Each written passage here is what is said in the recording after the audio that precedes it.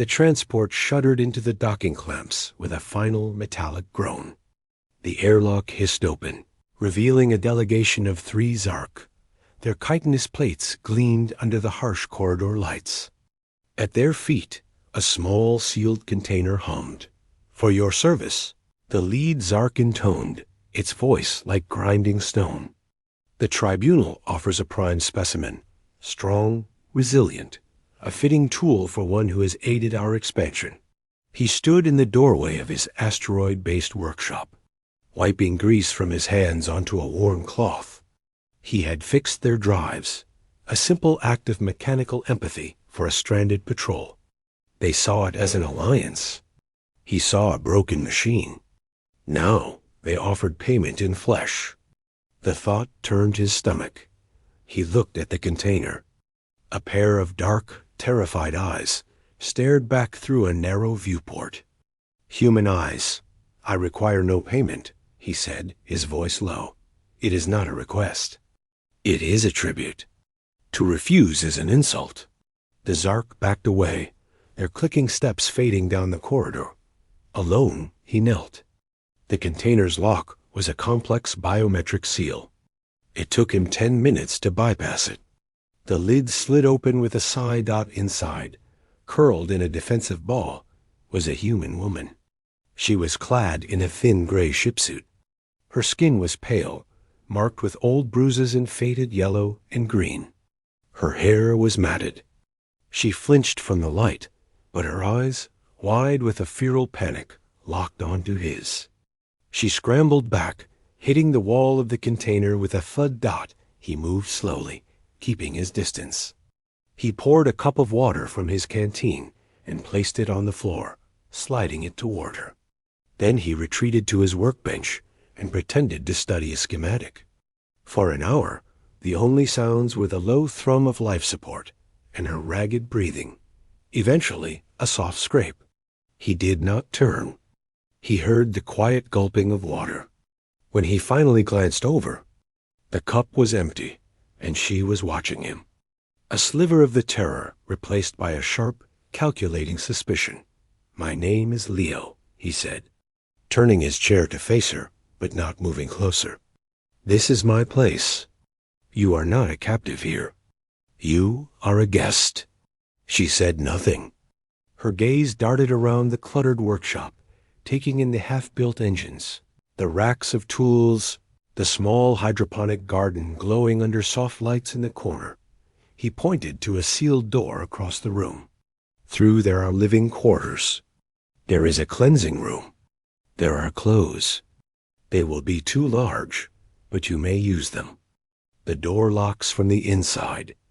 Only you." Her eyes narrowed, distrust etched into every line of her frame.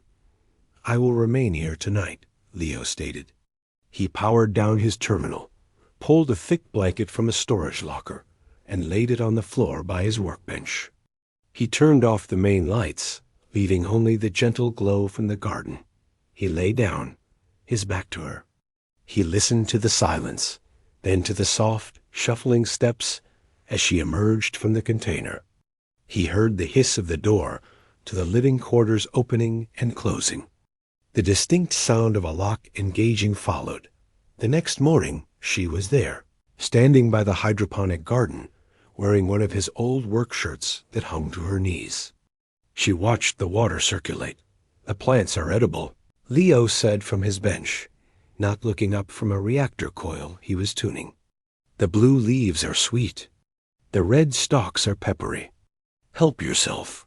He worked. She explored, a silent shadow. She ate the leaves. She watched him for days as he moved through his routines, repairing, building, tending his small ecosystem. He spoke to her not as a possession, but as a fellow occupant. He explained the water recycler, the air filters, the communications array that received only static and old Zark mining reports. One afternoon, he was struggling to realign a plasma conduit, his hands too large for the delicate work in the tight space. "The isotorque driver," he muttered to himself. "The flat-headed one." A small, scarred hand entered his peripheral vision, holding the exact tool. He took it. "Thank you." It was the first crack in the wall. Her name was Alara. She offered it a week later, her voice hoarse from disuse. She had been a xenobotanist on a frontier survey vessel. The Zark had taken her ship, killed the others, and kept her for her knowledge of terraforming ecosystems, a knowledge they had tried and failed to extract. Leo listened. He asked no pressing questions. He simply nodded.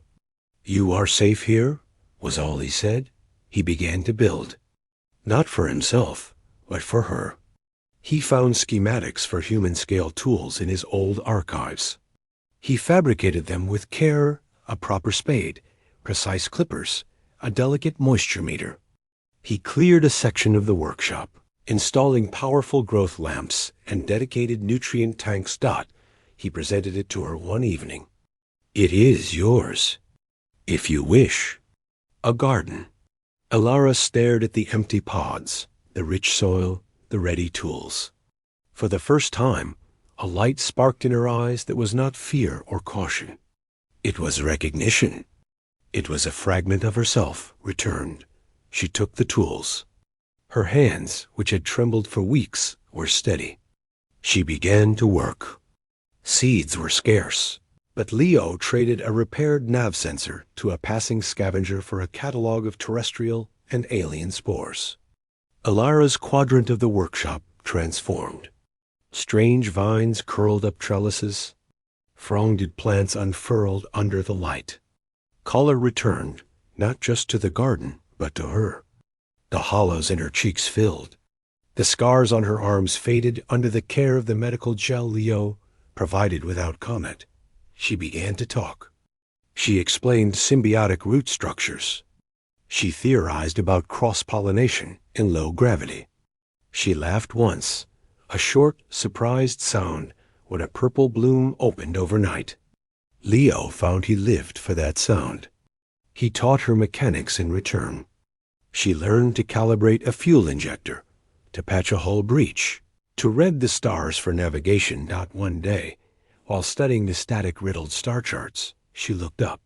"This asteroid. It is on a slow decay into the system's star." Leo nodded, welding a plate on a small, sleek hull frame he had been building for months.